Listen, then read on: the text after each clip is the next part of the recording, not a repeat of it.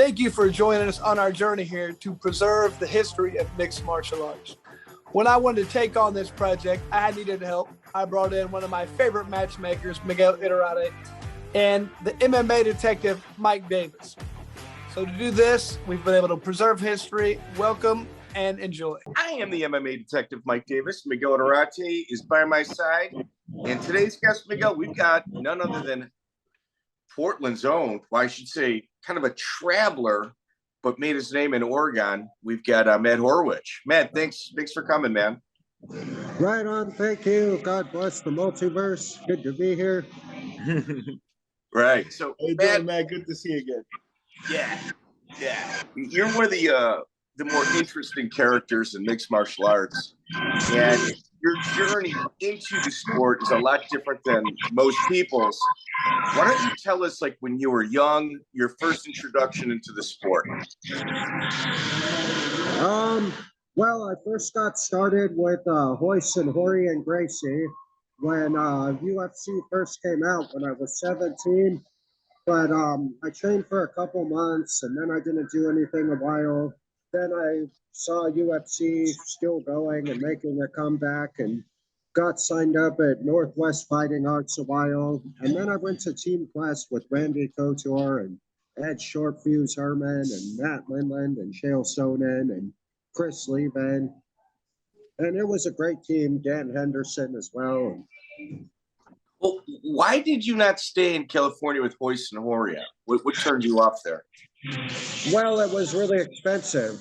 It was like they were the only people to learn jiu-jitsu from, so it was like $250 a week for unlimited classes. $250 a week? Yeah, for the unlimited classes, I think. So I just did like a month there and learned like a foundation of jiu-jitsu. So you're talking $1,000 a month is what it cost. Yeah, back then the Gracies were like the only ones that knew it. Oh shit! That's good. And now, didn't you because you're from the Northwest? Didn't you run into like the Matt Hume crew, like Dennis Hallman, Anthony Hamlet, and those guys? Yeah, I've trained with them as well. I've trained with Dennis Hallman. I trained at AMC with Matt Hume a while and Josh Barnett. Saw him at a couple years ago when I was with Jerome LeBanner and went by Eric Colson's gym, Josh Barnett, that is. I trained with Matt Hume. I trained with Team Quest more, though. Right. So you wound up over at Team Quest. That room was pretty intense. Were they accepting of you at first, or did it take for you a little bit to prove yourself? It took a while to prove myself. I left and went to AMC and then came back. Matt Lindland brought me back and showed me a lot of cool stuff. It was he brought me back after I did a fight and fought Shane Davis and Dennis Hallman's show. Right. So let's start with your first fight. So when we look at the totality of your record, before you even get to the IFL, so essentially you do the independent grind, IFL, and then UFC. Before you even get to the IFL, about 80% of your independent grind, about 70% of your independent grind is with future UFC vets. Like, you didn't have many soft fights. Yeah, the first fight, Cory Devela and Dennis Hallman's show. He went on to UFC, did pretty well. Also fought Crystal Morante. Matt, let's just kind of go through it.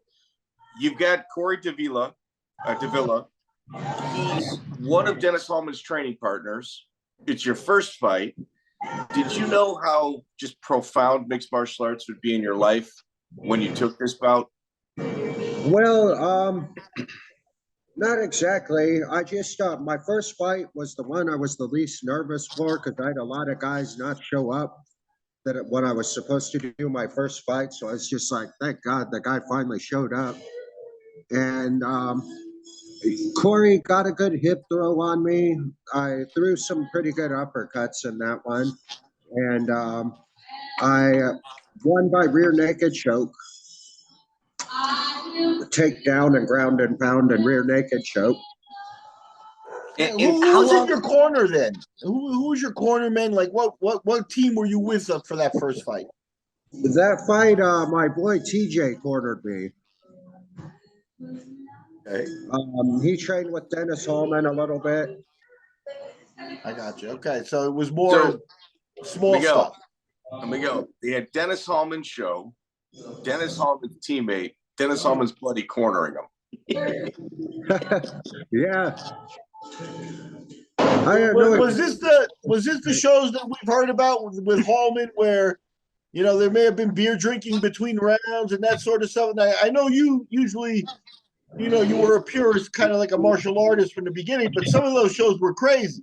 Yeah, I didn't really see any beer drinking between rounds. I didn't really go out that night or anything. I've been to a couple of the after parties with Dennis Hallman, but that night, I didn't. We just went back, I think. Okay. Really go So out. Cory Devela, you get your hand raised on a finish. Did you think that this is it? You're dedicating yourself to this sport? Because your pace after this in regards to how often you took fights was pretty intense. Yeah, once I got back with Team Quest, they gave me a lot of fights. After the Shane Davis one, I got the win against Kyacey Uscola by armbar. Well, Yeah. Well, Matt, let's look at this. So it's September 6, 2003 is your first fight against Cory Devela, future UFC vet. Shane Davis is coming off of win against Ed Herman, future UFC vet. It's another Dennis Hallman training partner. You're on Dennis Hallman's show. And I think Lindland at the time was cornering Ryan Schultz and wound up in your corner for that fight. Yeah, that's true. That's correct.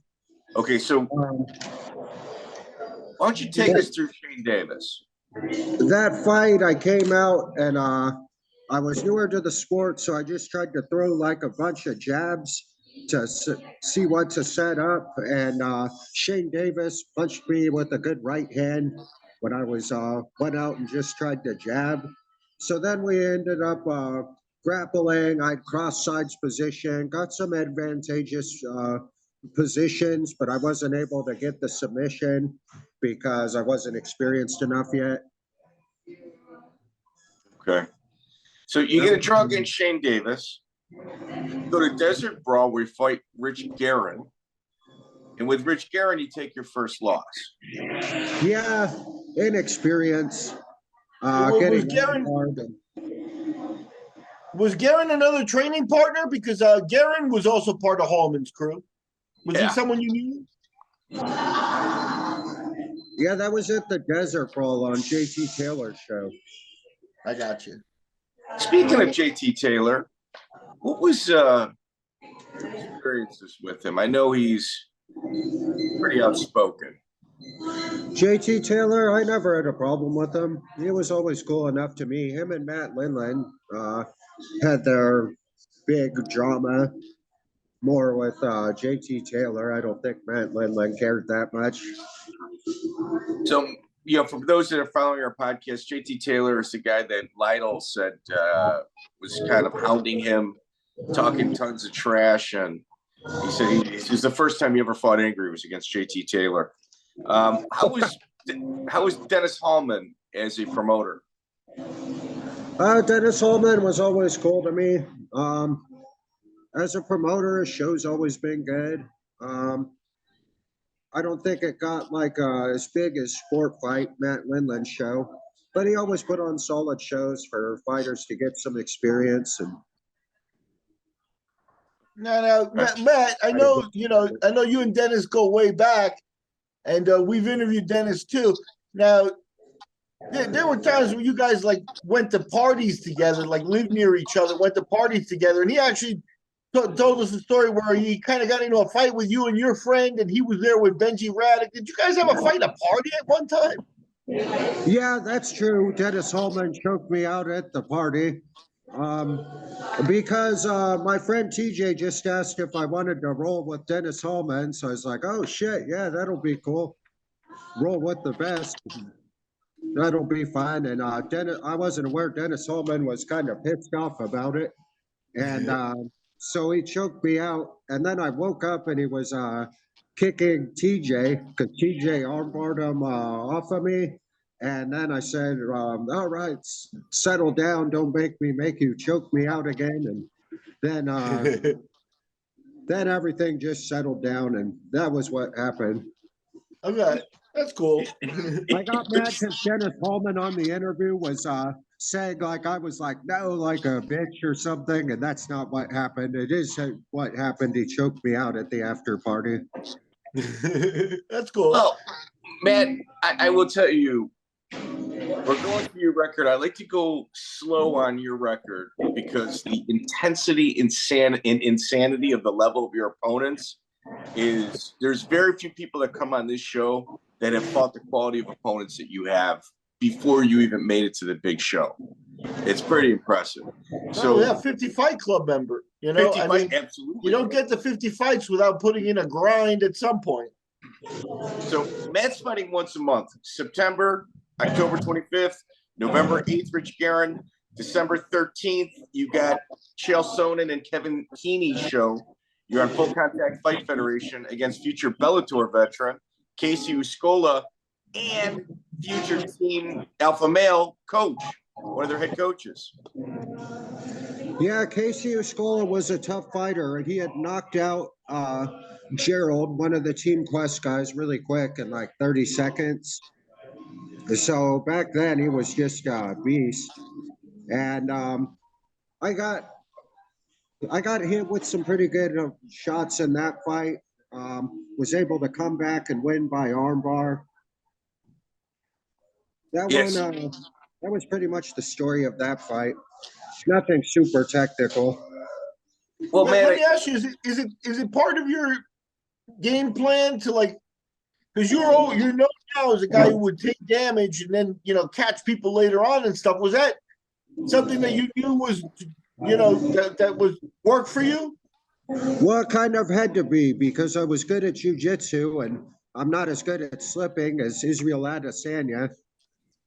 So kind of had to be my game plan. My brain cells still work good, though. I still know J.J. Thompson discovered the electron in 1897 with the cathode ray tube. Joseph Niepce invented the first photograph in 1725 with a heliograph reflection. It took 8 hours to make the first photograph. He reflected it to silver nitrate, which comes from breaking down the silver with sulfuric acid. So my brain cells still work pretty good.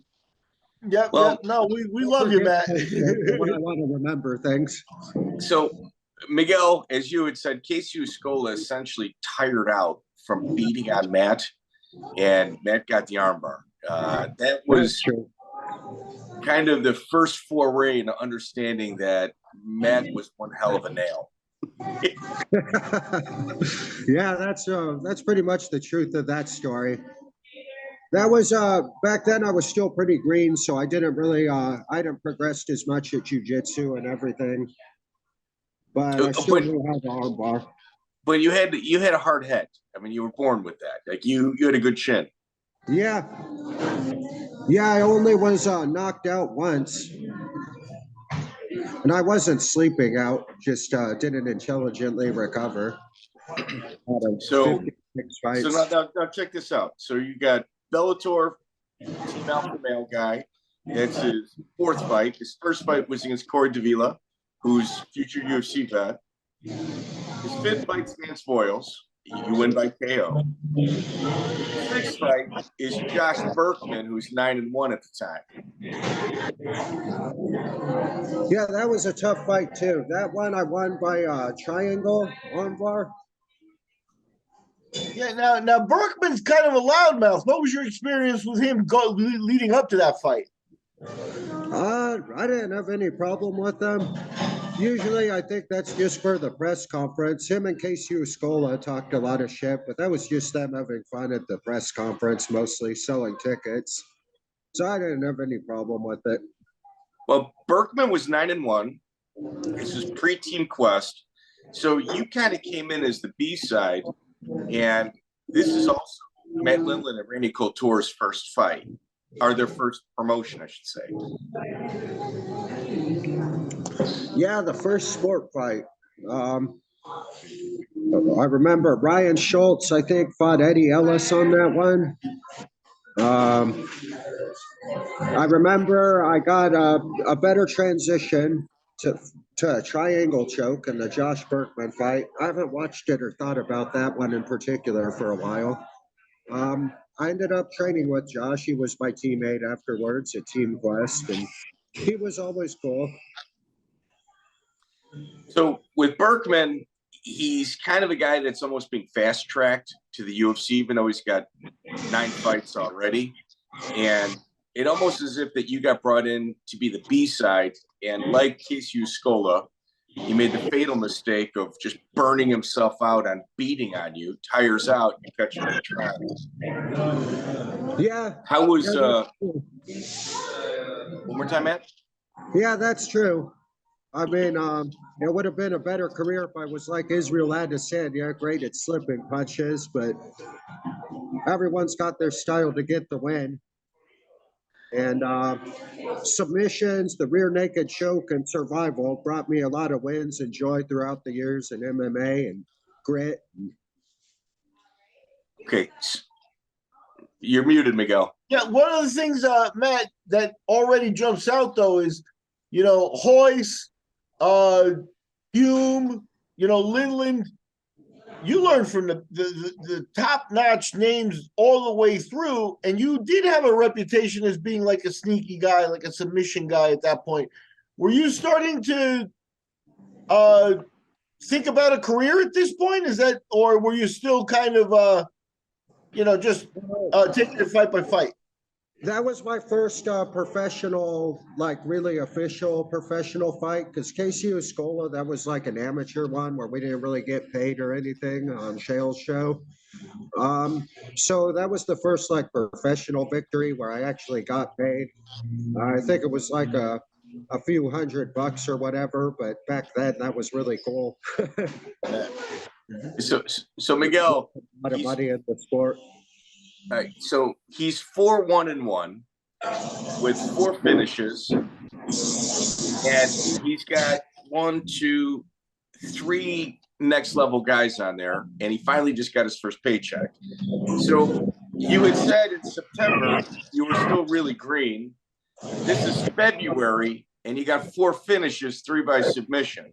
When do you think you finally got proficient at submissions? Well, when I fought in Canada, I'll have to look at the record. I really should have looked at it before this. I forget. Well, we got it, dude. We got you covered. But like when I fought Jason McDonald, I was pretty good in that fight. That was a really good win by armbar. And there was another guy I fought in Canada that was from Team Lee Banner, I think.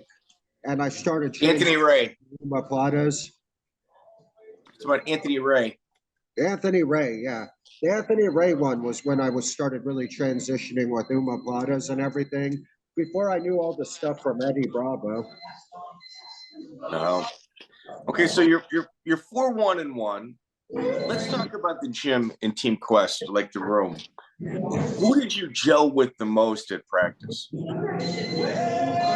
The most in practice, I was probably Ryan Schultz. Me and Ryan Schultz hung out a lot. We were on a lot of the same cards. I mean, obviously, we don't like hang out all the time, any of us, because we do training, train hard, and then everyone wants to go home. They got their families and shit. But I was always, I hung out with Ryan the most probably. And I hung out with Ed Herman a lot. He cornered me and was a great help a lot of the time. Hung out with Chris Levin some. Met Lindland and Mayhem. Mayhem was a big help training and always really cool. Naturally, I didn't hang out with them a ton outside of training because, like I said, everyone's busy doing their real estate. promoting their shows and everything. I hung out with Matt Lindland the most, probably. He was the one that kind of took me in there and showed me the most. I went to his farm and stuff a lot. And me and Jake Ellenberg worked there, herding the goats and stuff, and that was a pretty funny story. Me and Jake Ellenberg were both a little bit intimidated by the goats. We didn't know if they could fuck us up or anything. But we got it. How many goats does he have? I think it was like 3 or 5 of them. Okay. So you guys were outnumbered by them. I mean, they could have been gangbanging. Yeah, it was me and Jake Ellenberg and Tyson Jeffries. Gotcha. Wait, the ring announcer? You want to go and move the goats? No, I thought you were going to go and move them. Tyson Jeffries, the ring announcer? Is he a ring announcer? He fought a lot. I don't know. I'm maybe thinking of somebody else. All right. So the question I have is Full Contact Fight Federation is Chael Sonnen, right? He's the promoter? Yeah. He does his first event ever December 13th, 2003. You fought Kyacey Uscola on it. He throws the second one January 24th. After that, in February, it seems that Matt Lindland and Randy Couture see that he's drawn quite a crowd, and they take you from him, and they start their own promotion. Was there any issues between those two in regards to their promotions? No, not really, because Ed Herman and everyone moved to Matt and Randy's show. Chael's show was more of an amateur one where he didn't pay anyone. So it was just paying your dues in the sport. I mean, not complaining about it or anything. That's just pretty much the way it worked. When you went with Randy and Matt, you actually got paid and were a professional fighter. When you fought for Chael at Rumble at the Roseland, it was mostly free to get a name for yourself and be on the TV there. Okay. Hey, now, I got a question for you. You would have been around there, and you would have seen the change in Chael from when, because Chael used to be quite, around the fights, he'd be quiet. He was the kind of guy that, observed things, but he was very quiet. And you watch, it was at those Roseland shows that he kind of became the promoter, wrestler, talker in the ring. Can you describe seeing that? I thought Chael was always good at talking since I was there. Okay. He was always pretty entertaining in the gym and good at talking. I don't remember him being that quiet. Okay. Hey, how influential was Douglas Crosby in curating the Chael persona? But what about the Chael persona? How influential was Douglas Crosby in helping Chael with his persona? That I don't know. Chael never really told me that. I mean, I trained with him a lot. He was always really charismatic and funny. Chael's definitely the most charismatic and funny of us. He's like before Conor McGregor or anything. Chael Sonnen's just the best interviews. Chael Sonnen and Mike Tyson, best interviews for sure. Right. So Miguel, he fights February 21st. That's with Matt Lindland. He fights a month later again. Horace Spencer. You're on a streak. You beat him as well. Rear naked choke first round. And then you fight April 17th, 2004. Glover Teixeira, for future UFC world champion. Yeah, Glover Teixeira. That's the toughest opponent I fought. Glover, it was great to see him come back and win the belt at 43. Jan Blachowicz is my boy too, though, because I trained with Jan in Poland a lot. So I was pulling for both of them, but I was stoked to see Glover win the belt. Hopefully he wins it again in this next fight against Jamal. For sure. Well, why don't you talk us through the Glover Teixeira fight, though? Because you got a guy right from Brazil. He's training at the pit with John Hackelman. So you got kind of a legendary corner standing across from you at the time. Yeah, Hackelman's great. charismatic, great corner. I always enjoy his posts now and his technique and everything. Glover, that was a tough fight. I made it all 3 rounds. Didn't get my guard passed or submitted, but got beat up all 3 rounds. He was strong and quick back then too. So just so everybody at home can understand about what type of chin Matt Horwich has, Glover Teixeira is known for his power. And if you look at his KO percentage against the most elite of fighters, it's probably 75, 80%. And Horwich ate every single punch Teixeira threw and made it to the end of the 3rd round. Yeah, he spun me around with punches. He was strong and fast. It was a tough fight. I got guard. I tried to armbar him. He Quentin Jackson slammed me, but still didn't get past my guard. He spun Ed Herman around with punches too, but Ed Herman was able to get the takedowns and do the right stuff to get the win against him back then. So what's your wrestling pedigree? Where do you come from wrestling-wise? Well, I didn't wrestle in high school or anything. All the wrestling I've learned from when I was at Team Quest. And like for a jiu-jitsu guy, my wrestling's pretty good. I can score good takedowns. But for a wrestler, my wrestling sucks. Like it's on my list to get my Greco and wrestling a little bit better for as long as I've known Chael Sonnen and Matt Lindland and Dan Henderson. I was talking to Chael about maybe doing the submission grappling, but I don't think they're having it for a while now.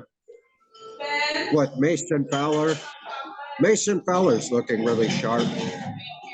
So, in essence, we've got a non-wrestler walking into a wrestler room that's green at submissions, that's got a hell of a chin, and your biggest asset is to take a punch to tire your opponent out. Yeah, and it got it done. Got me some good victories against big names. Like I said, it'd be great to be great at slipping punches and getting the fuck out of the way, like Anderson Silva and Israel Adesanya. But it worked and got the job done. I think I know a lot more about kickboxing and movement now that I've been retired from fighting, because there's a lot more videos and technical breakdowns on what Israel Adesanya did in the fight, and Glover Teixeira and Lomachenko and Rod Tang and the best Muay Thai guys. I don't know. Maybe I'll do a comeback and put it to the test sometime. No one's still active, my goal with good money offers for fights now, though. Yeah, that's the thing, though. You know, you've got that lifelong martial artist gig. You know, you're a lifelong martial artist. Yeah, it's good to have the next challenge and next mountain to climb. I mean, you don't want to keep coming back and getting in the ring forever, but I think I've taken enough time away that trying 1 or 2 more fights wouldn't really kill my brain cells. So what are you doing for work now, Matt? Right now I'm working construction a lot of the time. I've got some good money saved up. I got 25 grand in the stocks, which the stocks are in the shitter now, but that's expected. I don't care if I got to wait 5 or 7 years for them to go back up. I got 12 grand on cash, which I want to get heavier on cash because the smart people are saying the land prices should fall next year with the feds raising interest. So, I mean, I'm working pretty good for what I got to work with. I think I got more in savings than most old fighters. Hey, good for you. Good. Now, there was a rumor. I shouldn't say a rumor. It was something that was being said about you in your early career that you were at one time homeless. Is that true? Yeah.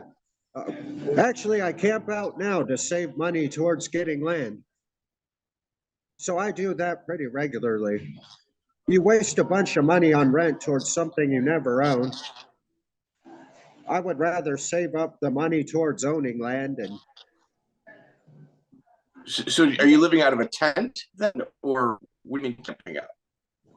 Yeah, I camp out in the canyon, and I take a shower at the gym and get a good workout, Actually, somebody hit a message 10th Planet and said it looked like I was doing really bad because I was carrying my bags, but I'm in great shape and healthy. I think people just judge by that appearance. Yeah. Now, the other thing that came up in our explorations here is, you say, but you had family support early on in the fight game too. Like I think Vernon White said after you guys fought that you went out to dinner with your mom and Vernon and stuff. Do you remember that? And talk about your mom's support. Yeah, my mom was a great support. I was really lucky on that. Unfortunately, my mom passed on now. Oh, God bless. So, yeah, I wish I could have got her staying healthy and eating vegetables and everything. Both of my parents, I think. And it's just that typical thing. You get into life and trying to do the best you can, and you don't really didn't appreciate that as much until after she's gone. And but those were great memories. After the fight, going out to dinner with my mom and Matt Lindland, and yeah, those were just a great time in life. And I knew Evan Tanner back then too. Got to give a shout out to him on the interview. Speaking of the times, yeah. Can you open up? Yeah, can you open up about your relationship with Evan Tanner? Evan Tanner, I was always cool with him because he's like a free spirit like me, that's got like the same kind of not care about materialistic stuff as much. I trained with him after he left Team Quest at Curtis's gym because Evan Tanner's my boy, and I didn't really want to get too into the drama with him in Team Quest. And then he won the belt, the UFC belt against David Terrell, which that was great. Then after he got divorced and everything, like everything kind of started, he was losing the fights and drinking. And the documentary on him, I actually went to it that Gerard did, and it was quite a moving documentary. And Evan Tanner, he had I think he impacted everyone's life a lot. Just by being a free thinker and a really unique character at Team Quest and in mixed martial arts. And it's too bad he passed on so young. It would have been cool to see what he would have done with it. Yeah. Not to get some books or anything. Yeah, not to get into like negativity and stuff, but you're an outdoors guy, and Evan was too. Like a guy like you. Like, what did he do? Did he just mess up and like have a bad experience out on? Because that's where he died. Was like out backpacking and stuff, right? Yeah, he I guess he didn't know that there wasn't going to be a spring there, and he wasn't too far from the road, so he almost made it from what I've heard. Just dehydration and it's just unbelievable. Not good enough planning for anyone to know like where he was to find him. But they say he did stuff like that quite often and almost died in the Grand Canyon. And yeah, they said he'd drink and wind his way up over into the desert. And man, you're kind of throwing the dice when you do stuff like that. That's for sure. Yeah, I mean, I think his mark. It's unfortunate that these young kids don't know who he is. But the way he trained, he incorporated like a lot of techniques and all in one that most people only really specialized in one component or the other. Yeah, Evan was a pretty special guy, that's for sure. Yeah, he was always progressing as a martial artist. He had lots of great wins as his career developed against Phil Baroni and never what about Rich Franklin. What about sugar-free Kim Couture? What was your experience with her in the training room? Kim Couture? Yes. I didn't train with her, I don't think.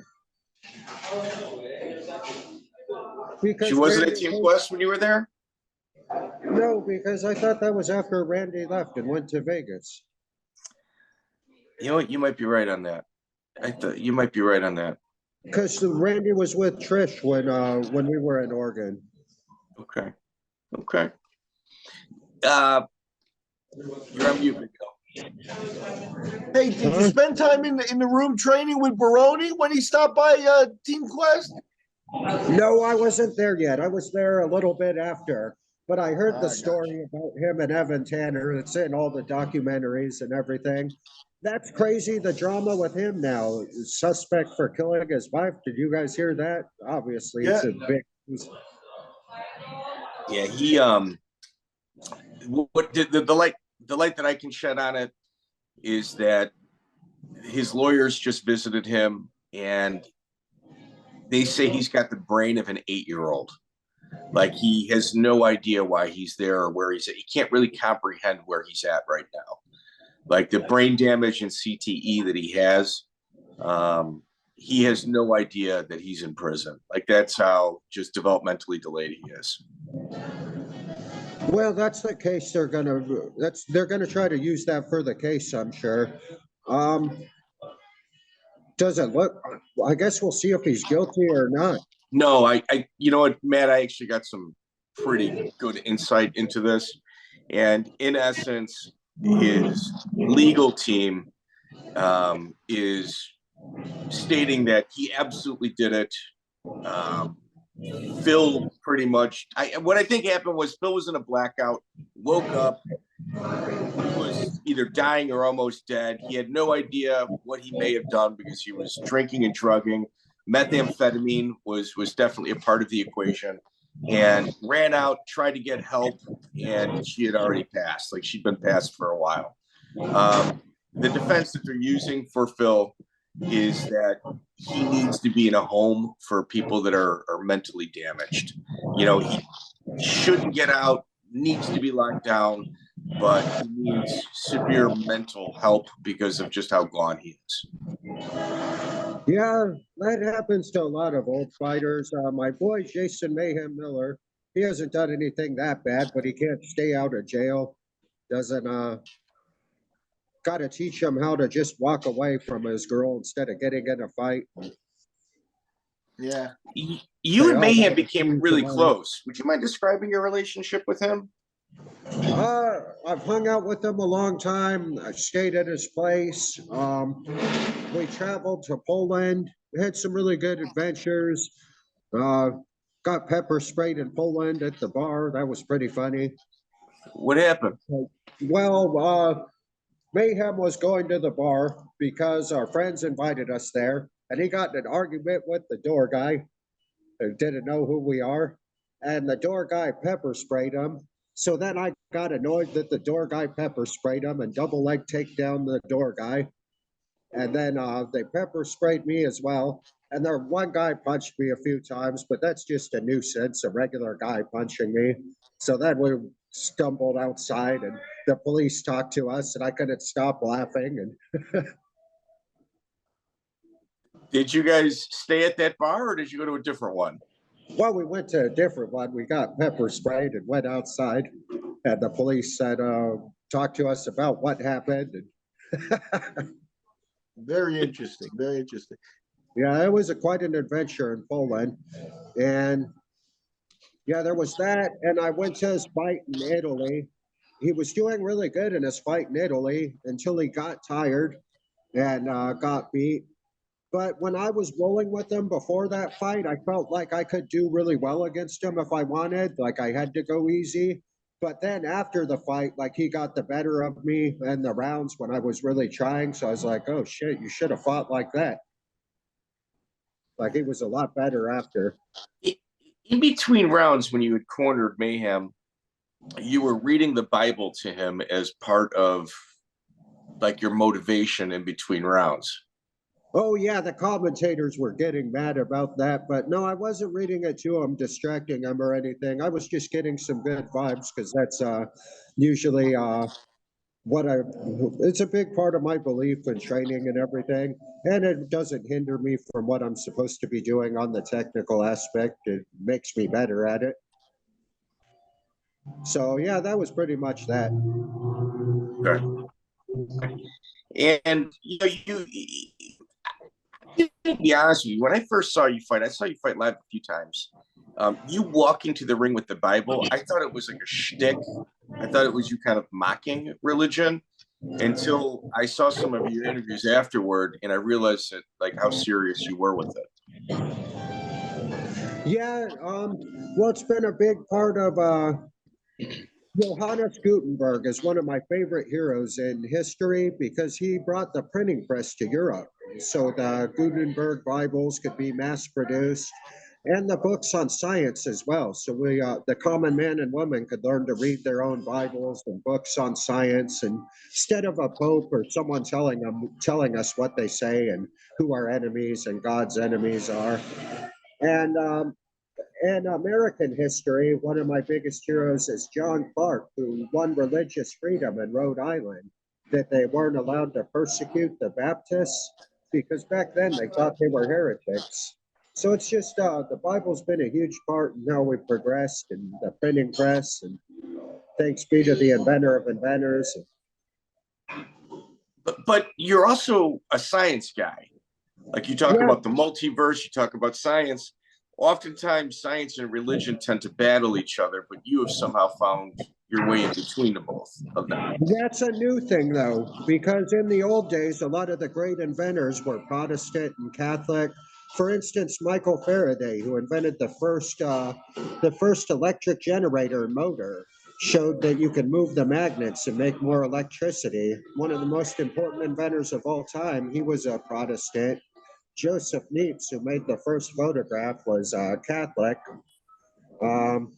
And Nikola Tesla said good things about the Bible. Michael Faraday was one of his heroes. Albert Einstein said, faith without science is blind, and science without faith is lame. It's interesting. That's interesting. It's just like the new John Goodenough, the inventor of the lithium-ion battery, is also a really spiritual Baptist in Texas. Where do you fall on the flat Earth theory? I mean, you're an Eddie Bravo guy. I am an Eddie Bravo guy, and I'm open-minded to anything, but I have seen the sunset after it was dark when I went up in an airplane, which would imply it went behind a ball. And it would be hard to trick all the smart people devoting their lives to it. I mean, not impossible. Anything's possible, but possible and likely are two different things. So, yeah, I don't think the Earth's flat. But I entertain the possibility anything's possible. Do you think NASA's lying about the numbers of the globe? Do I think NASA's could be wrong about some things? Probably. I'm sure they'll update their information and be wrong about a lot, but what's the specific question? Well, here's the thing about flat Earth, and Miguel is going to take my head off after this, but flat Earth, their argument is not that the Earth is actually flat. Their argument is that NASA is lying, and they use NASA's numbers to prove that they're lying. And it's as plain as day that NASA is probably one of the most co-opted, full of shit organizations that this Earth has ever seen. Yeah, well, maybe. Which numbers? Because the James Webb, I like the infrared images, and the thing I believe is spectroscopy. Like spectroscopy tells you what element you're looking at on the periodic table. By their wavelength. So if you tell me you see the spectroscopy that says that it's probably these elements from the stars or from the matter here on Earth, I would be inclined to believe the evidence. So spectroscopy, I believe. How was your dealings with promoter Rich Layton? Which promoter? From Cage Fighting Championship, Rich Layton. Rich Layton, I don't remember that one, honestly. Cage Fighting, who did I fight there? Chris Keever, Jeremy Horn's student from Elite Performance. Your first bout with Chris Keever. Chris Keever. Mm-hmm. That was in Colorado? Yes, it was.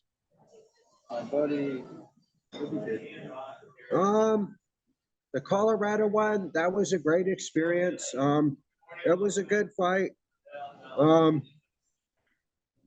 Dude, Oh, sorry. I don't mean to. I'm needing some space, dude. Okay, it's because I love you. Sorry. The Starbucks.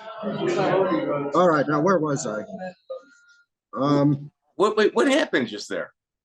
Just Starbucks in the city. Okay. So you had a Talking good. about the Colorado experience Colorado with one. So my grandpa was at that one.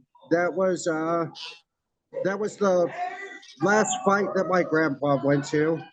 I felt really good going into it. I won that one by meat hook, triangle choke setup. Stayed in Colorado a couple days.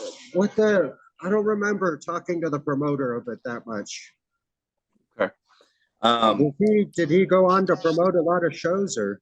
You know what? I looked him up. He's actually got he had a real cool thing going. Like, he would do little write-ups about each fight, what they meant.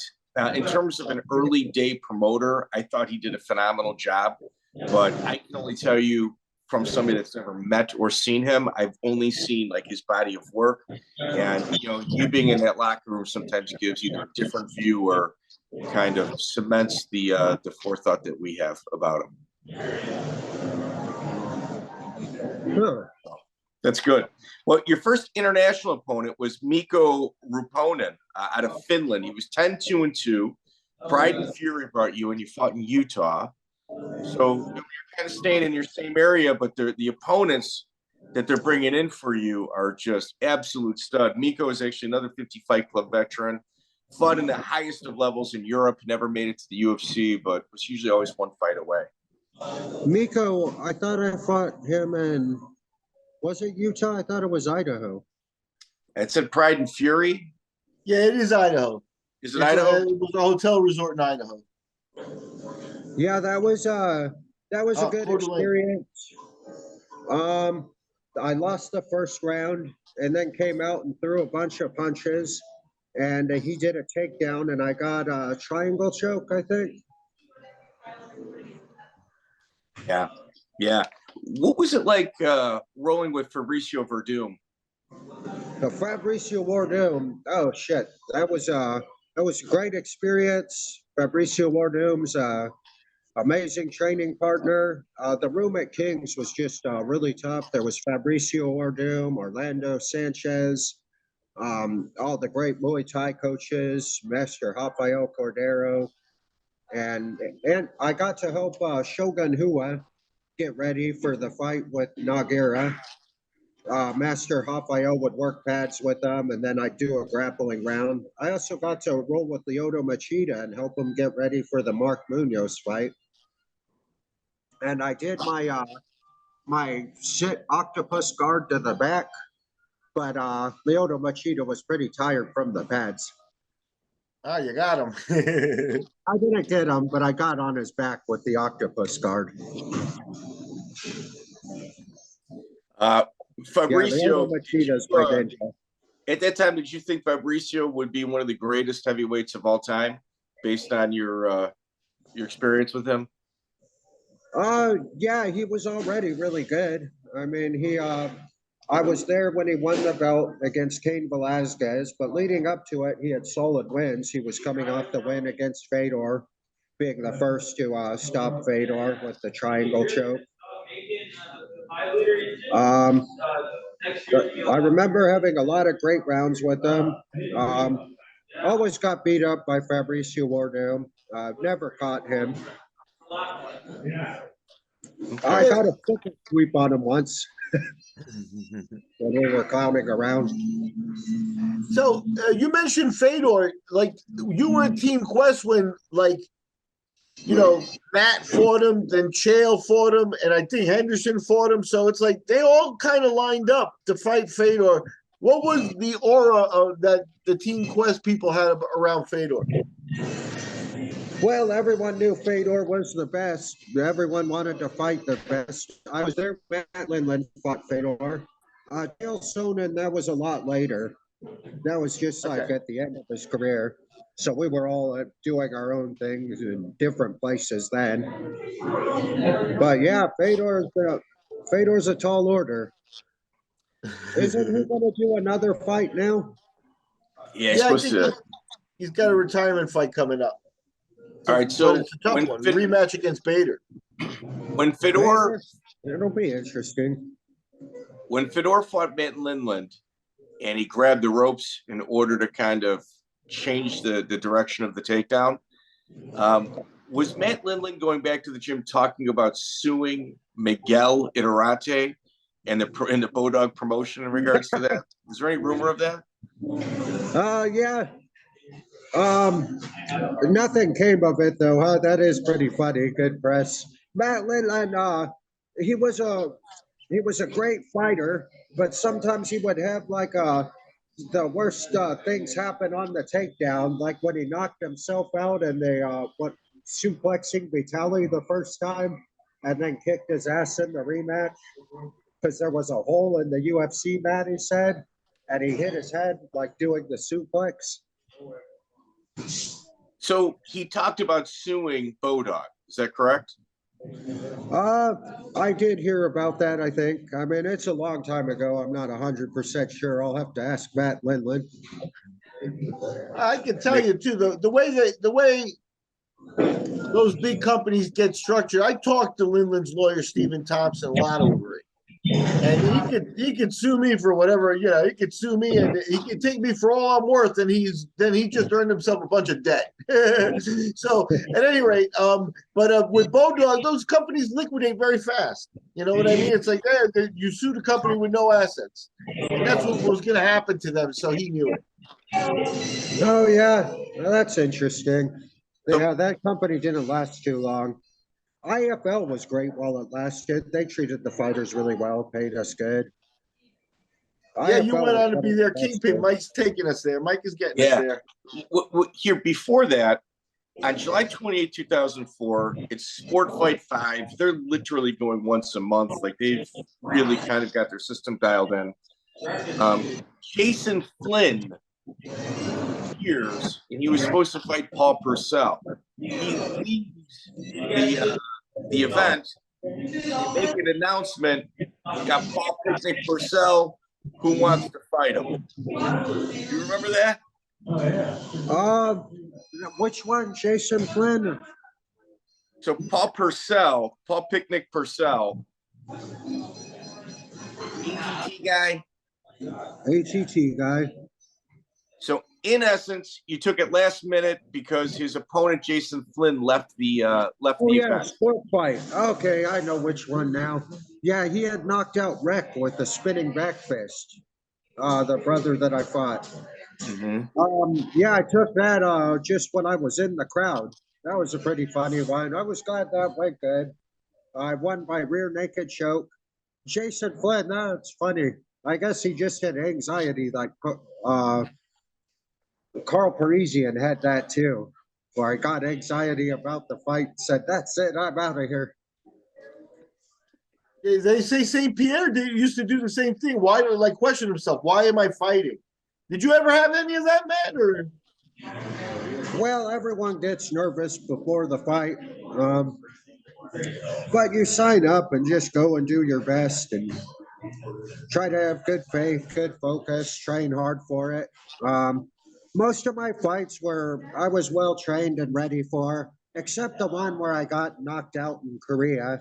That one I was working a regular job and took it on short notice and popped my ribs out trying to get some extra rounds in. Jae Young Kim's a good fighter, but it'd be interesting to see if I fought him like 100% with a good training camp and not a stupid game plan. Well, with Paul Purcell, just so everybody understands, he's roughly a 500 fighter on record, but he was dirty, gritty. He knocked out Nick Thompson after Nick Thompson pounded on him for 3 rounds. Like, Paul Purcell is every bit the real deal. Was there any trepidation on your end about taking a fight from the audience? Any what? Was there any trepidation on your end taking fights from the audience? No, I was fine with it. I mean, once it was later in my career and I had like a bigger record to risk, unless it's like a lot of money, I probably would think twice about fighting a tough opponent like on the night's notice when I'm having a beer. UFC 2 veteran Fred Eddish here, and you're listening to the Lights Out podcast. But how much did you get paid? Whatever fight you could get to get a name. How were the negotiations that night for the fight? How much did you get paid? That one, it was my boy Matt Lindland's show, so I just got paid probably then like $500 or something, and back then it was a really big deal because there wasn't a lot of money in the sport. You're like, oh shit, I actually could get paid for this. Yeah. Then once like the Jason McDonald fight, I started seeing like the $1,500, $2,500 paydays, and that was a big deal back then. And all right. So Miguel, you got to follow this.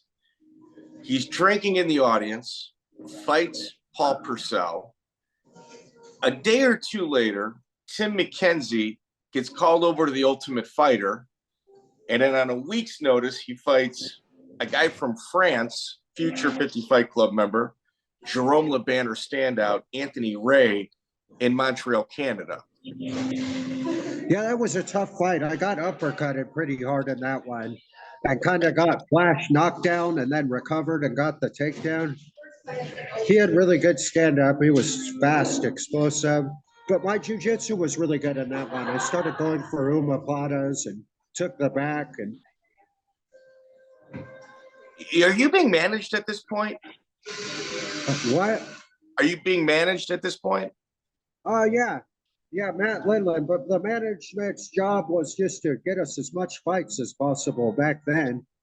So then you get a name, get the experience, see what you can do in it. Which worked pretty good. I mean, I had a pretty good career out of it. Well, that was for Apex in Montreal, Canada. And this was kind of when Canada was somewhat of the outlawed days. A lot of the bikers were involved. How was your experience there fighting in Montreal? It was great. It was a great show. The food was good there. Would have been nice to hang out some of those places longer that I traveled. Canada, the people and promoters seemed really cool. I got to travel a lot of really cool places. So I got to go to Brazil and swim with the Amazon River dolphins when I fought Talos Latus the second time. Right. Got pictures with the river dolphins on my Facebook and everything.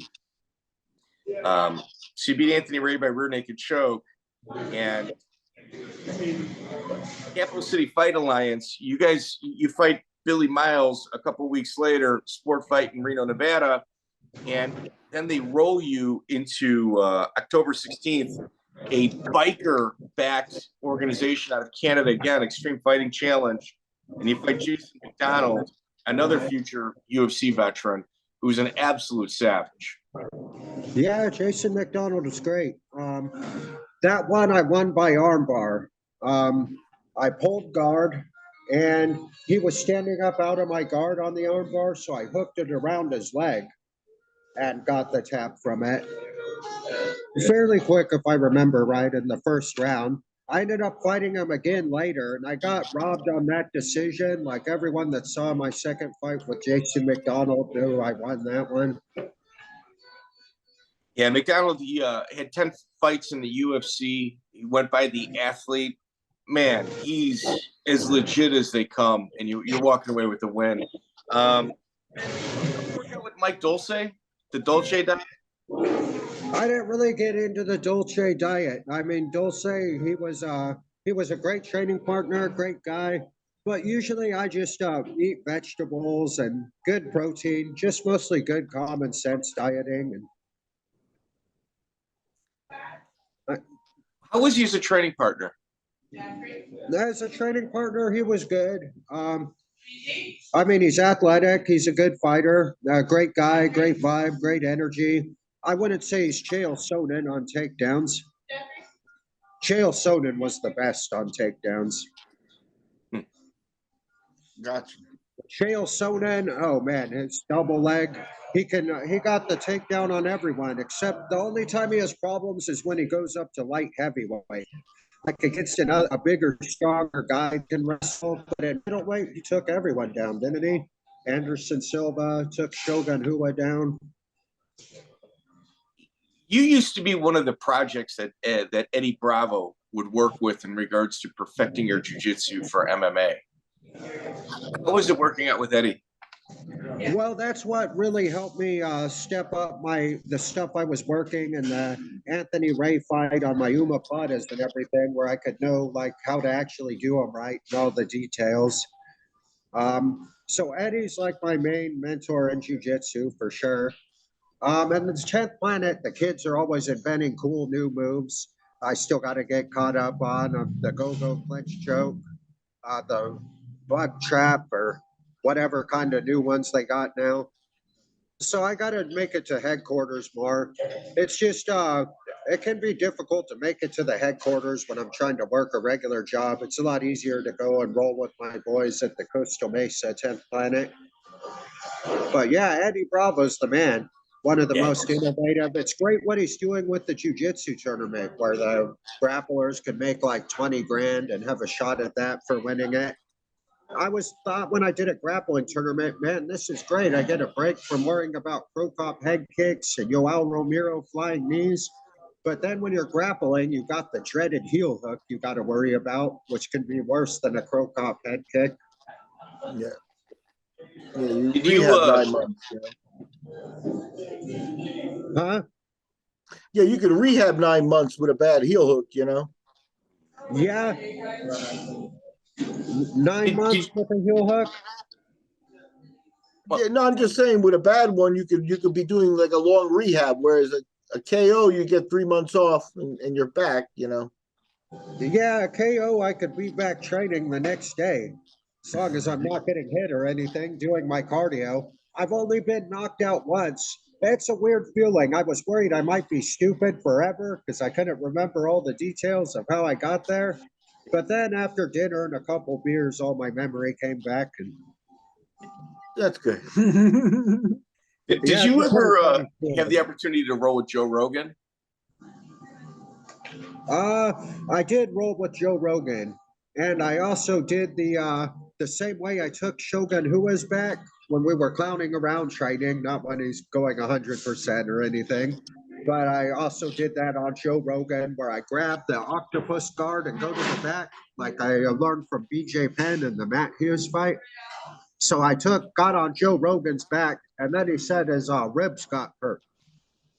So then I felt like an idiot for hurting his ribs, because he was older at the time and rolls and everything.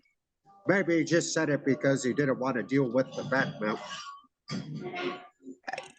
You know what's kind of odd is that you weren't really cutting weight for fights, and you were always a lot smaller than all of your opponents.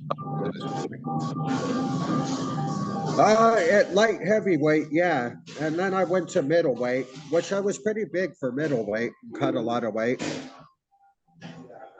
Well, with Jason McDonald or with Jason Lambert. Jason Lambert was a lot bigger then, yeah. And so was Krzysztof Szynski. So just so everybody knows, he goes from Jason McDonald, 10 fights in the UFC soon after. He goes to Jason Lambert in the WEC, who's got later on 8 fights in the UFC. So you're fighting murder after murder, and that's like 8 to 10 days apart with these tough opponents. Like it's almost unheard of. Yeah, I wish I would have had more time to prepare for the Jason Lambert fight, because that was a stupid performance. I mean, Jason Lambert's a great fighter, but my first fight against him I thought was a really dumb performance. What'd you do? I just pulled guard, got beat up. I remember I thought I hit him with a good head kick. I'd have to see it again. That's been so long ago. But so Miguel, Matt Horwich weighed 198. Jason Lambert is a huge 205 pounder. Like he's probably every bit of probably 220 come fight time. And Matt's he's 5 pounds underweight, more than that, 7 pounds underweight. Yeah, that was it's great to fight like different weight classes though.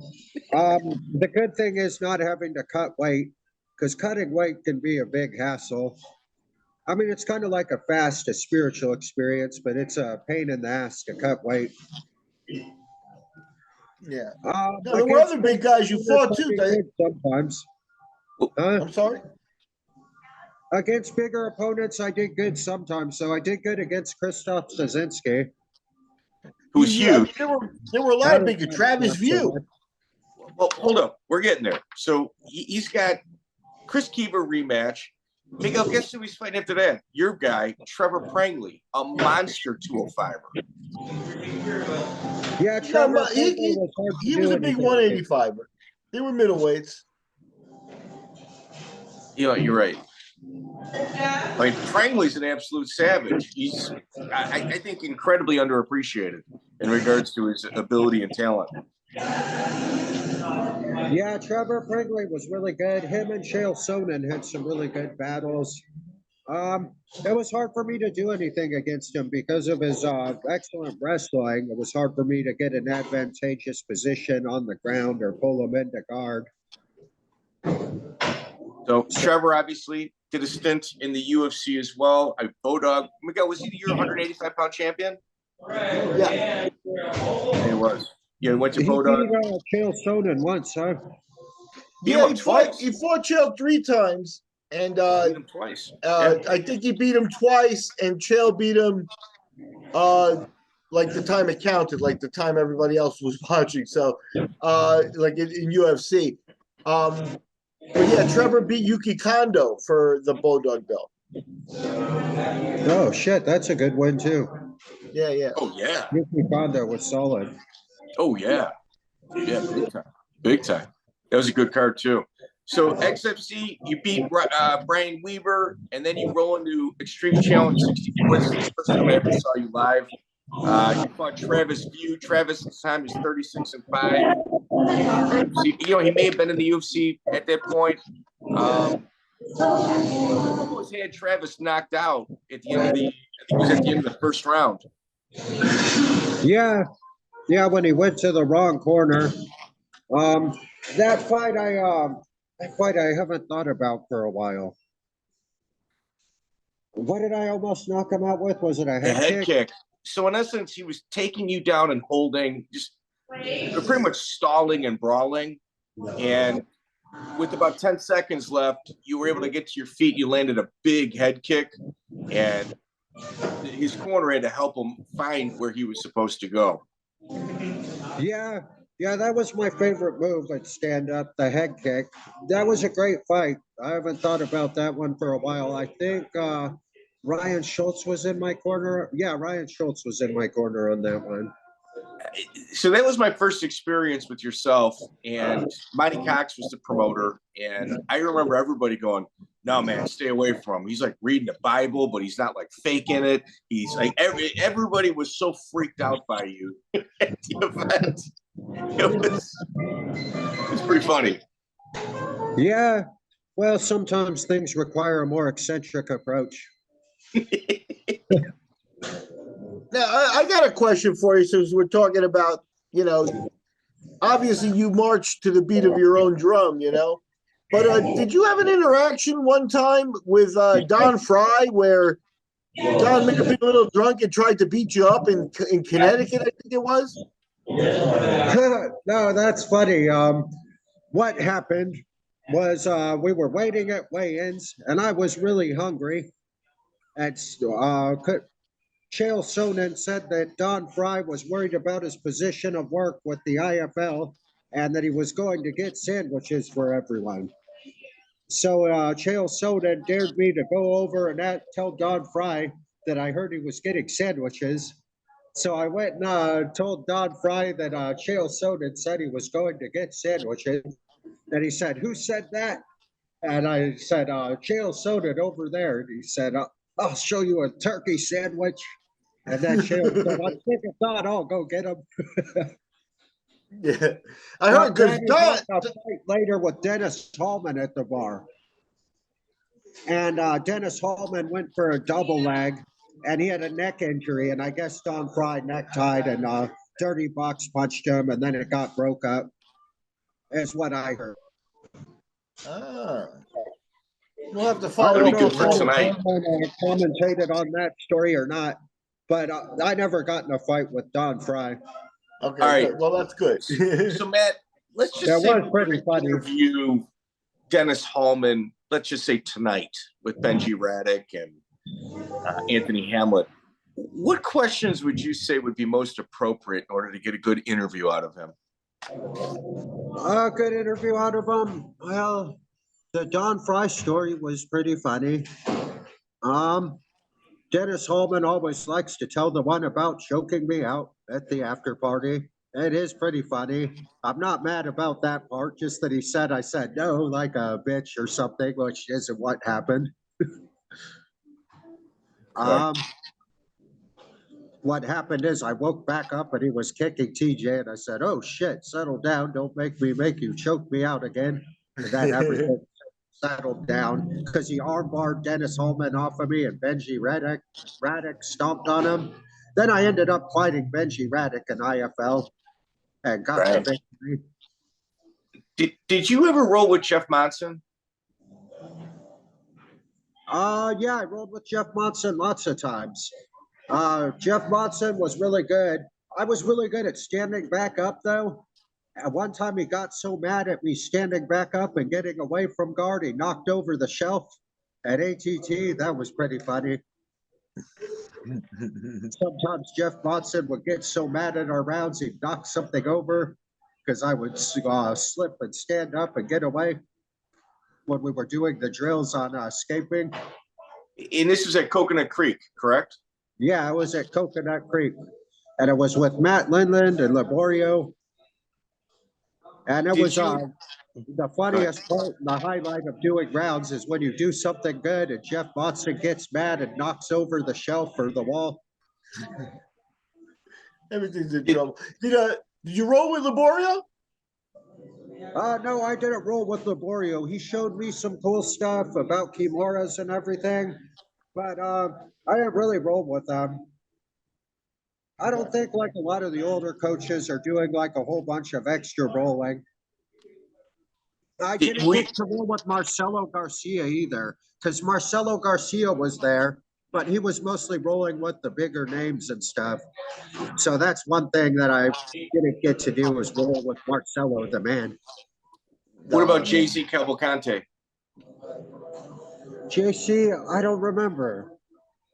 What about Hector Lombard? Hector Lombard, I remember there. Hector Lombard, everybody was afraid to do rounds with because he throws pretty hard. But he wasn't grabbing me up to do any rounds. He did rounds with Matt Lindland, I think. Dan Henderson did really well against him in the fight.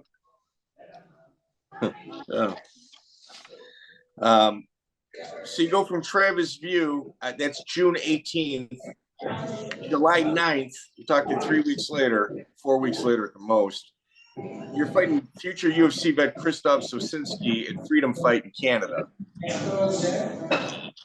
Your independent grind is insane. Yeah, I was training all day then. My recovery's always been really good, and I haven't had many injuries. The Krzysztof Sosinski fight, went to Canada. I forget who cornered me for that one. It was a tough first round, had to weather the storm, and then I got the rear naked choke in the second round. Joe Dirksen was there. I think Joe Dirksen fought on that card as well. I forget against who. Yeah, it's the John Fitch, Jeff Jocelyn, big controversial fight where there was a timeout called. That was a card. It was actually the fight right after yours. You're 12-4-1 going into this fight, and you've got all murderers. Is the UFC calling you at all at this point? Well, I was kind of pissed off I didn't get on the Ultimate Fighter show, but Ed Herman got on it, and Josh got on it. I think I didn't do the best interview for it because I was stuck in a motel room drinking coffee. Well, I mean, they look for like a wide variety of guys. And I mean, I think by now people listening to this interview are going to realize that they've never met anyone like Matt Horwich. I mean, how did that escape these TV producers? What? Like, why do you think you were not picked for the Ultimate Fighter? Well, Ed Herman did a better interview, I'm sure. And Ed Herman was really good. That interview, it wasn't my best one. I mean, I was just stuck in the motel drinking coffee, and then there was they called you into the interview, so I didn't have like the best prepared interview to be eccentric and I don't know. You would think they would have given me the spot anyway, but I think I think Ed, you're right. He's an excellent fighter, but with all due respect, he's kind of cookie cutter. There are a lot of guys like that who've been on Ultimate Fighter. He's a lot like Lieben from previous seasons. He's a lot like many guys. You're very unique, so I think they missed an opportunity too, man. I'm on your side. Yeah, it's unfortunate. That would have given me a lot more TV time and everything for the career, because the Ultimate Fighter, that was the show to be on. And then if you won the whole thing, you got the great contract. And which Kendall Grove, I would have been a good fight with in the finals as well. Yeah, you can't feel like you have a chance with anybody who was on that show. Especially with Matt Lindland being your manager, there were, I'd like to say hundreds, but there was probably close to 1,000 online posts disappointed that you didn't get picked. Like that entire scene, the Pacific Northwest scene, was really behind you trying to get you on that show. Yeah, that there were a lot of disappointed people I didn't get on the show, including me, because that would have been great. Would have got a lot more TV time in UFC, because I always had the worst luck with UFC. Like, I had the good fight with Dan Miller, and then the bad fight with Ricardo Almeida, and got cut for losing the 2 decisions. Whereas if I got on the Ultimate Fighter show, that could have been a different story. If I fought Kendall Grove, but then if I had fought him, who knows what would have happened. Either way, I would have got a lot more TV time for that than being in an Ultimate Fighter show. Well, Ryan Schultz also didn't make it to the Ultimate Fighter. What do you think the reason he didn't get picked was? I don't know. Ryan Schultz, maybe the interview too. It's hard to say. But I thought Ryan Schultz usually does like a reasonable interview. Nobody knows what the hell those guys are thinking. I guess we just have to ask them about it, like how they do their picks or what the reason some of them didn't get picked were. Because some guys that can't even fight are on there, like Jason Thacker. Yeah. Now, let me ask you, Matt, though, how do you think you would have done in the house setting, because you're like a free spirit, like you said, you like to go out and camp, you like to take your walk in the woods and stuff. And now you're in Vegas, locked in a house with 15 other dudes. How do you think you would have done? How do you think you would have dealt with the day-to-day?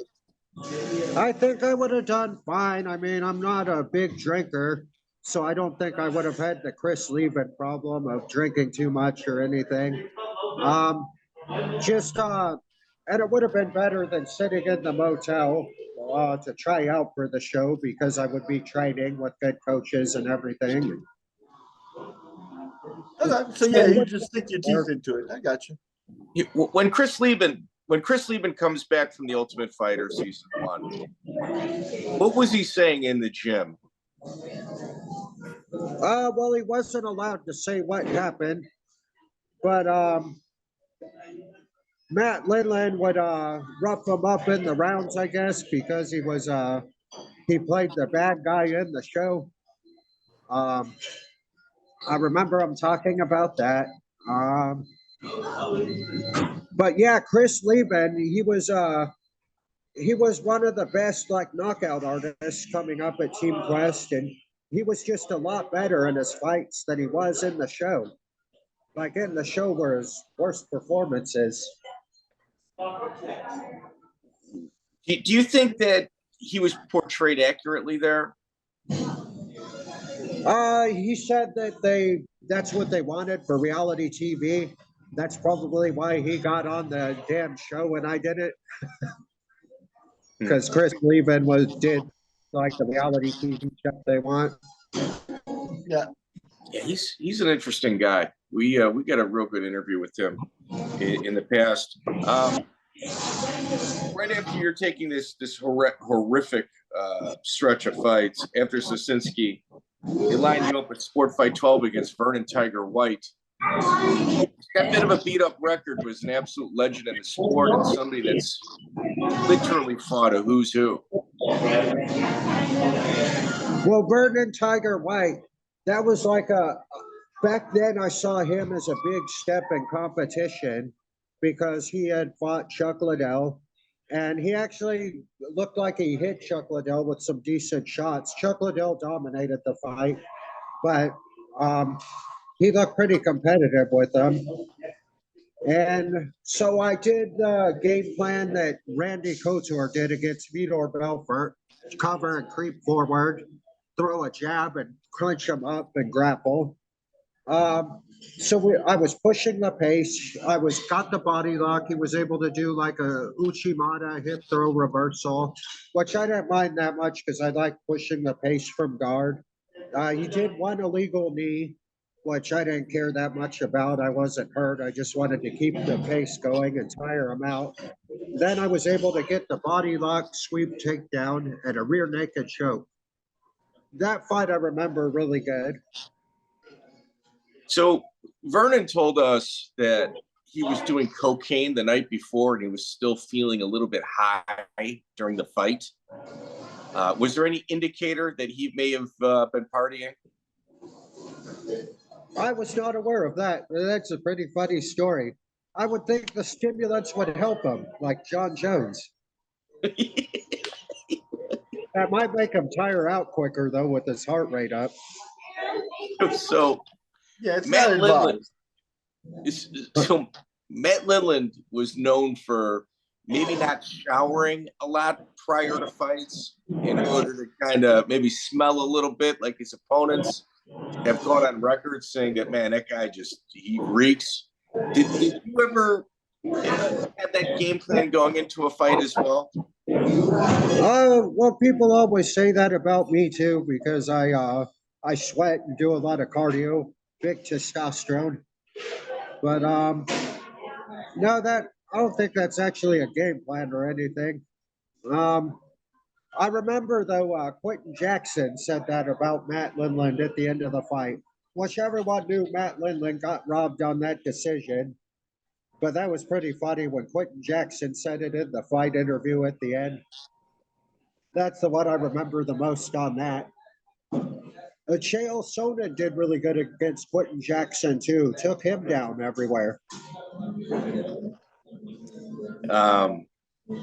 Yeah, dude, you're just killing it on the independent grind, and the UFC is still not calling you. Is there a reason for that? Is there some sort of politics happening? I think Dana White and Matt Lindland didn't see eye to eye on a lot of things. So whether that had anything to do with it or not, I don't know. Or whether Joe Silva and Dana White just thought I was too weird. Which I would think would be marketable. Right. I mean, do you want a cookie cutter guy or somebody that's a little odd? Take the odd guy. Absolutely. Yeah, I don't think they were being open-minded enough. Who is the training partner you enjoyed the most? Training partner the most? Chael Sonnen, Matt Lindland, and Fabricio Werdum. Is there any training partners that you just didn't like going with? Oh, and Eddie Bravo too. Eddie Bravo's my boy for sure, and main jiu-jitsu coach. What about the opposite? Is there anybody that you just did not like rolling with? No, I was fine. Sometimes at the a lot of us had a problem at Calvary Chapel when we were at King's. Like I would be doing really good in the round, and then Jacob would talk a bunch of shit or whatever, which didn't seem like the most productive for having good guys for his guys to roll with. Wait, who is this? Well, back when we would go to Calvary Chapel for the wrestling with Jacob Harbon. Jacob Harbon. Okay. So anyway, I was a little bit perplexed by that. But that's about the best I can think of. Everyone I train good with don't have any problem. Sometimes they sick the best Muay Thai guys on me, and then I would not feel the most productive on that. Like, hey, I'm not learning anything besides how to get beat up at Muay Thai. What Jake Harbon would tell Fabricio Werdum to knock me out, I'd be like, luckily Really? Fabricio Werdum's my boy and didn't. It's lucky I didn't do a flying guillotine on him. What about Malachy Friedman? Malachy Friedman, I was roommates with him. It was kind of weird that he told Ricardo Almeida was trying to tell him about my game plan, and how Ricardo Almeida kicked him out of the gym for telling him about my game. Because he said, "Oh man, Matt Horwich is supposed to be your boy. How can we trust you?" Yeah. So Malachy Friedman is a jiu-jitsu instructor. I think you guys lived with each other for a while. Yeah, I lived with him. Then I had a girl that was kind of a party girl, so I moved to a different place. And yeah, me and Malachy are cool. I don't really have any problem with them. I thought the Ricardo Almeida thing was a little odd, but funny. That is strange.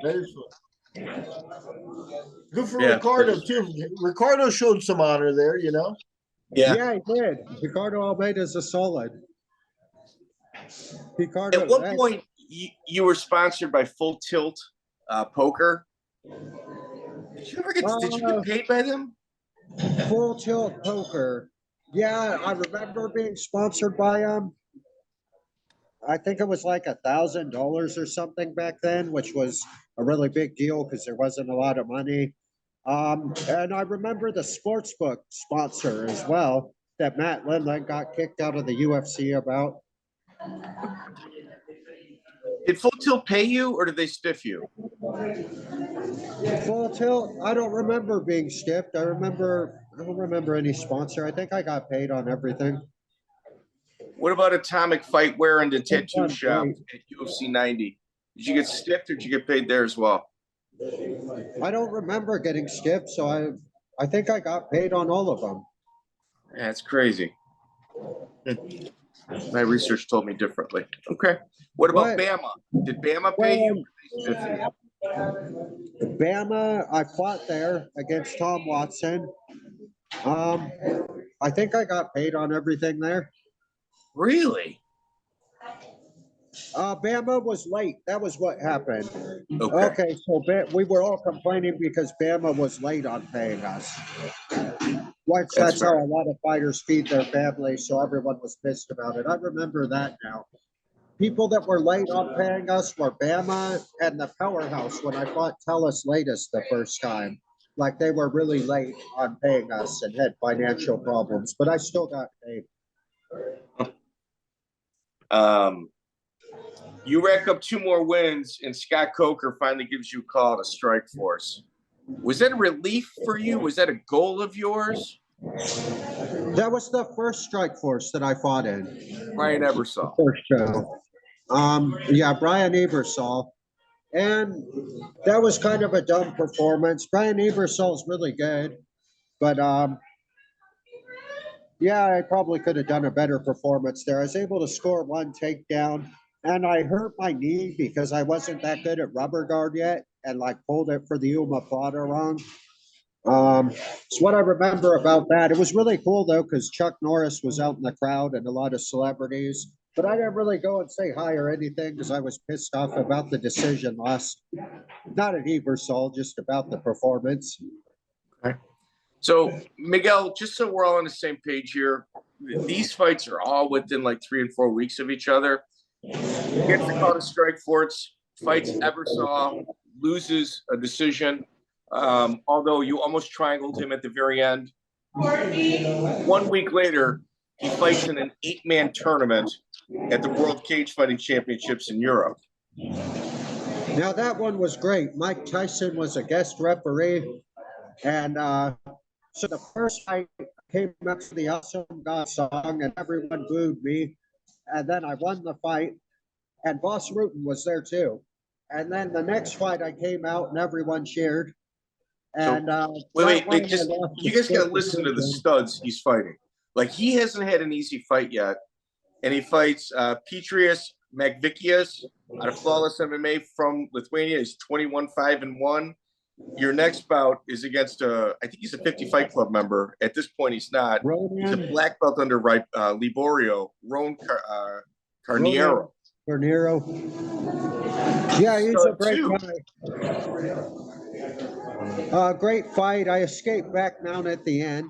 And it was Mike Tyson was the nicest guy.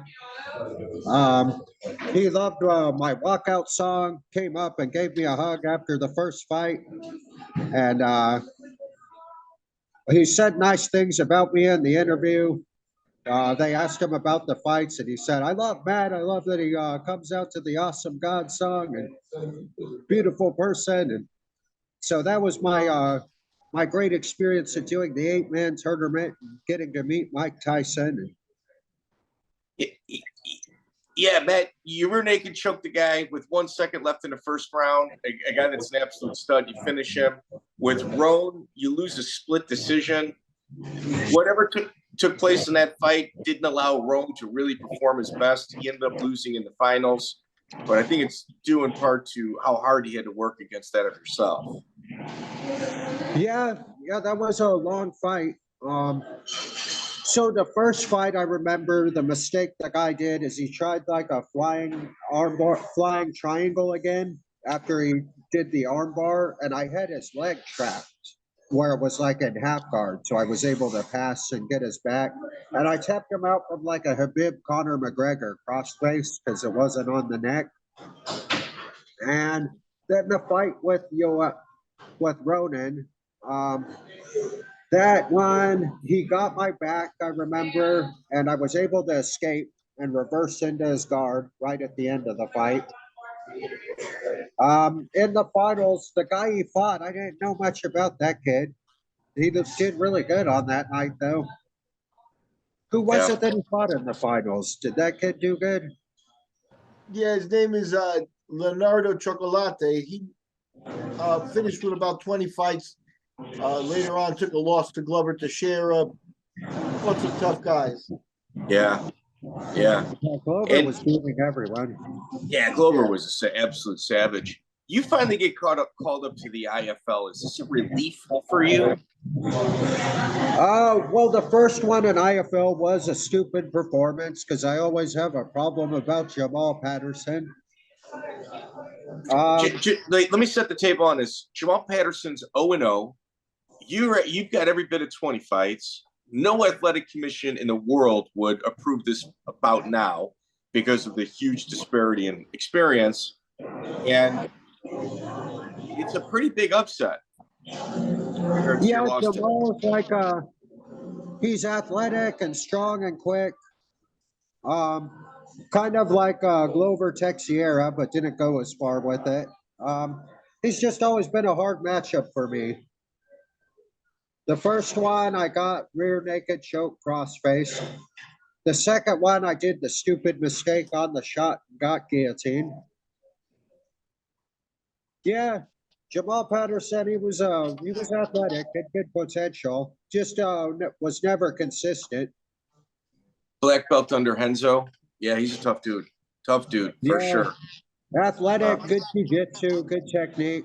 Jamal Patterson was a tall order. Well, this was the That first was a bad IFL. matchup for me. What was your experience like at the event? Because it was their inaugural one. Huh? It was the Experience IFL's on what? first event. What was your experience dealing with them? The first event, there wasn't a whole lot of experience. Just hung out with Maury Smith, did the fight, said, "Oh shit, that's a fuck up," and then I ended up hanging out with Quentin Jackson all night at the bar. Quentin Jackson, he's a funny guy. He was fun to hang out with. And we went to the buffet, and that was a fun experience. My next experience in IFL was a lot better. For one, I started getting wins.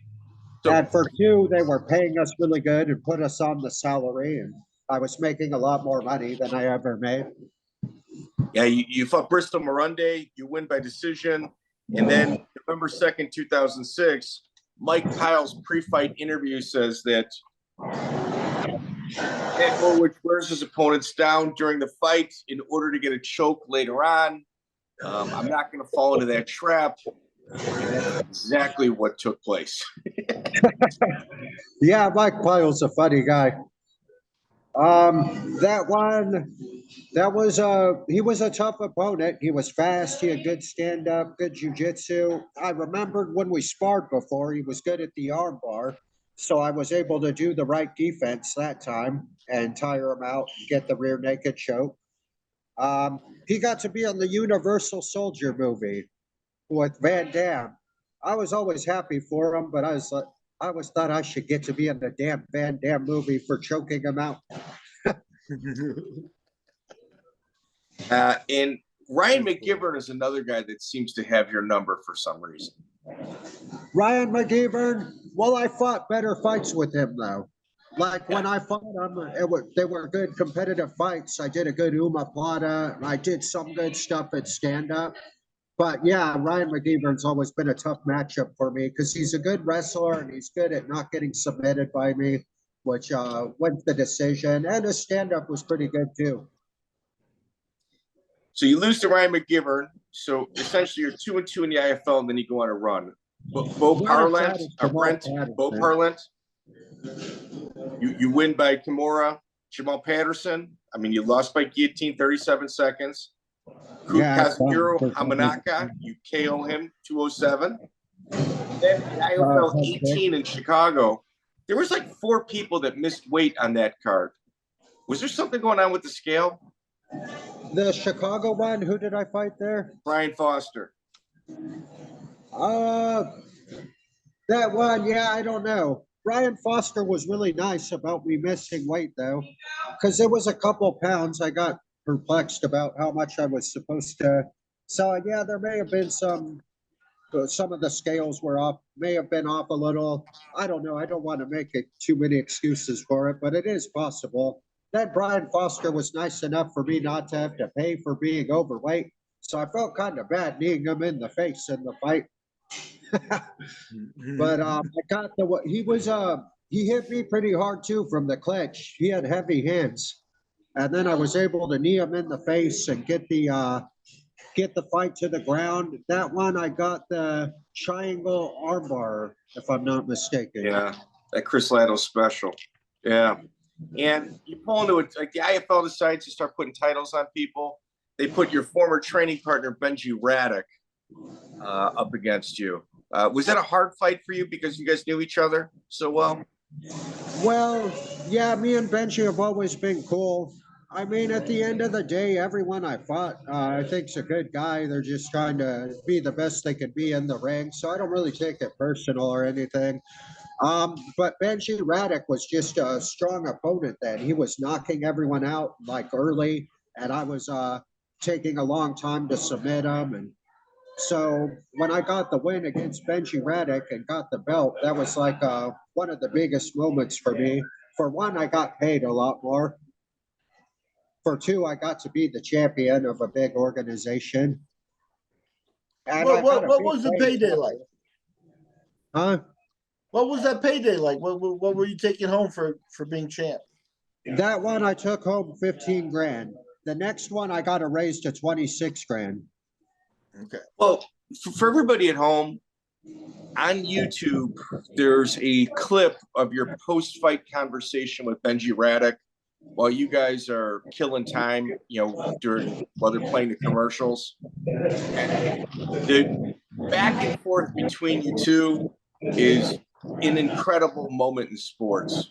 Like it's, you telling them, yeah, my mom's here. This is a really big deal. I got family. I really, really wanted this. And, Benji telling him, yeah, me too. This one kind of hurt. It was just, it's a pretty emotional exchange between the two of you. That one of the most real conversations I've ever seen in combat sports. Well, yeah, that was one of the most epic moments I ever in my career, winning the belt there probably against Benji. I mean, Talis Latus was a big win too, and that one was really epic the first time. But the one with Benji, as far as like being friends and the post conversation and everything, and getting to win the belt, and get like the big payday. It's a tough part of the sport. Everybody wants to be a champion for their family. We all had high hopes of doing great things, and one of us has to win in those. What was it like rolling with Eric Paulson? Eric Paulson. I haven't rolled with Eric Paulson. I thought you were. Gym. You went to his gym though, correct? Barnett a little bit. But when I rolled with Josh Barnett, I was still newer to the sport, so I didn't really get to have a good technical round. Okay. I never rolled with Eric Paulson or Matt Hughes. I've rolled with Randy Couture, Chael Sonnen, Eddie Bravo. A lot of good guys. I haven't rolled with Eric Paulson yet. What about Rafael Cordero? Rafael Cordero, I did stand-up rounds with, and he's a lot better at stand-up, so he could just light me up at the stand-up rounds. But I learned a lot doing pad work with him. He does some really good innovative combos, some long ones that are good exercise for our brains to memorize on the pads. Learned a lot from his movement and the King's MMA style. They do a lot of cool blitz, switch leads, and a lot of really cool combos, and they've had a lot of really great fighters come out of there. Did you ever get on the mat with Pedro Sauer? No, I never rolled with Pedro Sauer either. I rolled with Jeremy Horn. That was good. I was still newer to the sport, so wasn't like at the prime when I was my best at jiu-jitsu. But it was great to get a good round in with Jeremy Horn and learn some cool stuff there. Yeah, he's the Iron Man. He's MMA's Iron Man.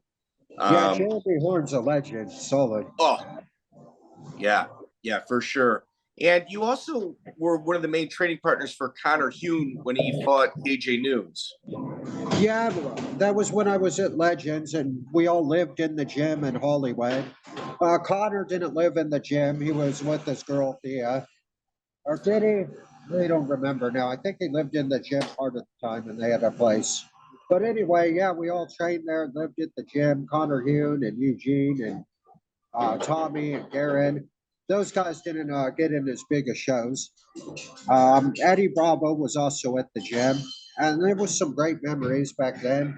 Conor Heun's a solid. He cornered me in Korea when I had the stupid performance there, but we had a great time. Miguel? As we get here towards the end of your career, hold on one quick second. I had a couple of questions. Well, why don't you take us through the Talis Latus fights? Because you mentioned them a couple of times, and obviously that's one of the he's also beat him in the States and then gave him a rematch in Brazil. Talk about that whole memory. First person ever finished. The first time with Talis Latus, it was a really good competitive fight. I was an underdog on it because Talis Latus had a UFC title fight against Anderson Silva. So the rounds were back and forth. What I did good is I got a reversal from a omoplata and some good moments. At the end, when the fifth round started, I could tell he was tired, and I was able to get his back and scoop him up and get the takedown, and took his back and got the rear naked choke. And Talis Latus is one of my biggest wins. Now, the second time in Brazil, I got 20 grand to show, win or lose. And it was one of my best performances until I did the fuck up and lost. I was winning the rounds. I had good takedowns. Took his back as well in the first round.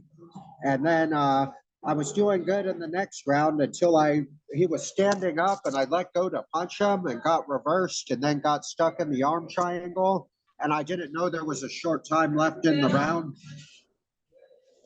But I went and swam with the Amazon River dolphins the day after the fight. The natives take tourists out to see the Amazon River dolphins and the wildlife. So I was the happiest I've been after doing a fuck up and losing the fight. It was pretty cool. It would have been cool to hang out in Brazil a little bit longer. So with the Amazon River dolphins, you're talking about the freshwater dolphins, correct? Yeah, freshwater dolphins in the Amazon. There's pictures on my Facebook. They feed them fish and you can pet them and everything. They're supposed to be more aggressive than saltwater dolphins. No, they're not aggressive. Not those ones. You can feed them fish and pet them. I mean, you probably don't want to try to grab them or anything. They might get aggressive then. Did you got in the actual water with them? Yeah, and the Amazon River. Huh. That's awesome.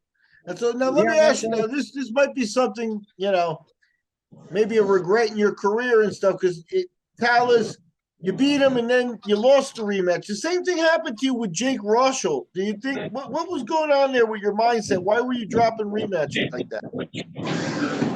Well, a rematch against a good guy. They put a lot of, when they come back in the rematch, naturally they're going to try to come back better, put a lot of hard work into it. Jake Rochelle was just a tough opponent. I mean, he had really good wrestling. I couldn't score the takedown. He did good at staying out of my guard. He was hard to hurt at stand-up. I had a hard time finding anything to do to get the victory in that one because of his wrestling and everything.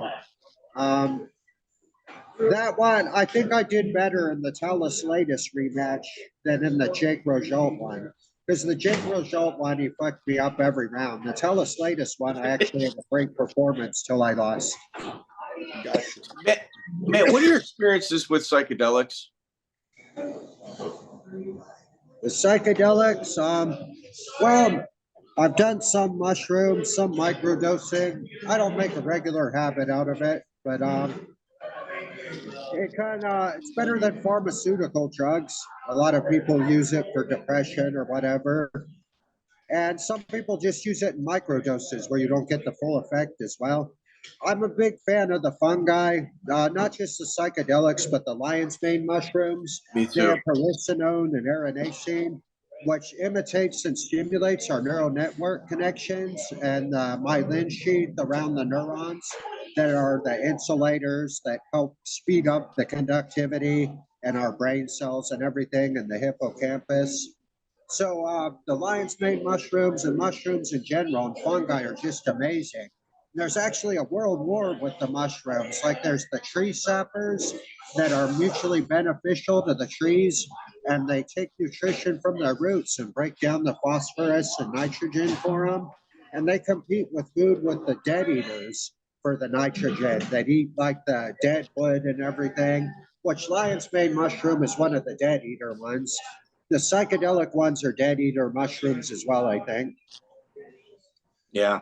I'm a fan of microdosing. I think the world would be a different place if everybody had a little heroic dose. Just one heroic dose. Yeah. A lot of people get really good results from it. The fungi are amazing, and the plants in general. A lot of my friends like the DMT, the spirit molecule. I haven't tried that yet. Well, I had a little bit, but I didn't really feel anything. Well, with DMT, it's the difference between DMT and mushrooms is DMT. It's like 12 minutes long. That's but at 5 to 8 minutes is our time. That 5 to 8 minutes is about 3 or 4 lifetimes where you're going, dimension that you're going. So it's quick, and it's like if you're a bear in a river and the salmon are jumping by, and you're just trying to grab the salmon as information. To where mushrooms, you can kind of take 2 or 3 hours and meander, understand. Mushrooms is pretty intense, but DMT is. I mean, DMT, you're right on the moon. Like within 3 seconds, you're on the moon. And it's, there's no slow buildup or takedown. You're right there. It's not like salvia because I got salvia I was so paranoid on. Like, I watched the Christmas ghost thing. Have you ever tried salvia? You know what, man, to be honest with you, I'm sober. I waited till I was 25 years completely sober before I tried DMT and mushrooms. And I've tried DMT 3 times. I've done mushrooms, a heavy dose of mushrooms once, and that's it. Like I microdose, but that's not getting high. That's just supplementing brain activity. Yeah, moderation's good. Salvia. Yeah, I don't drink. I'm 100% sober. Salvia, it's just a weird high. To Jason Miller. Unfortunately, like the last few times, I tried to accept the call and wasn't able to. I don't know how long he's in for this time. He keeps doing the same thing, getting in a fight with his girlfriend. And it hasn't been anything like War Machine or Phil Baroni, thankfully. But he's got like a whole lot of strikes on it. So hard to say how long until they give him another shot at letting him out. Or do you think he's battling mental issues kind of like Phil Baroni? Well, it's just a matter of being used to being a rock star. And once you're not in the spotlight and training anymore, you kind of got to grow up and live a reasonable, regular life. And I think I should teach a class on how to be eccentric and stay out of jail. I'm pretty good at it. Yes, like, you are. Step 1, you be immersed in positive things and learning new things. You get in a fight with your girlfriend, you just say, all right, I'll see you tomorrow then or later. Yeah. Matt, you're an absolute pleasure. I sincerely appreciate this. I know we've been trying to coordinate this for a while, and I'm glad it worked out. Thank you so much, man. Thank you for your time. Yeah, thank you guys, too. It's been great talking to you. I haven't done an interview so long. I'm pretty stoked to do a good interview. Cool. Appreciate Excellent. it. Thank you for your time, Matt. And we'll be in touch with links and send you the info when it's out there, okay? All right. Yeah, Facebook me it and text me it and everything. That'll be awesome. I'll be looking forward to it. God bless the multiverse. Hope you guys have a great day. Great romance and victories. Everything amazing in the kingdom. Thank you, sir. Check out the full interview on iTunes, Spotify, and all major podcast platforms.